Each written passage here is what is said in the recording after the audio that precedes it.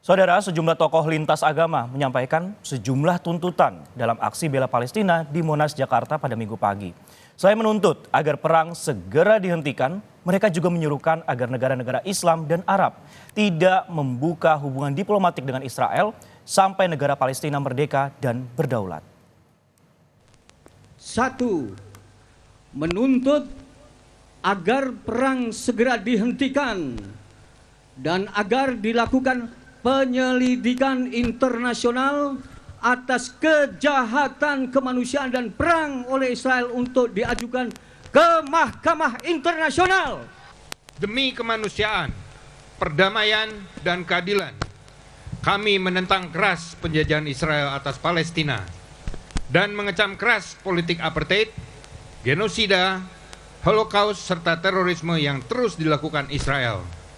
Maka kami menyerukan kepada pemerintah negara-negara Islam, negara-negara Arab untuk membatalkan hubungan diplomatik dan atau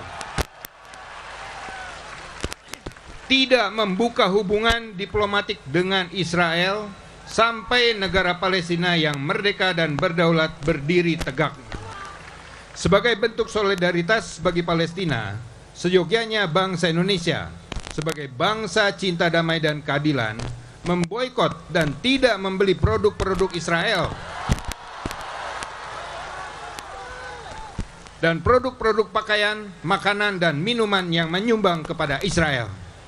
Kami memberikan apresiasi kepada Perserikatan Bangsa-Bangsa atas keputusan dan resolusi-resolusinya atas Israel, antara lain sebagai pelanggar HAM berat.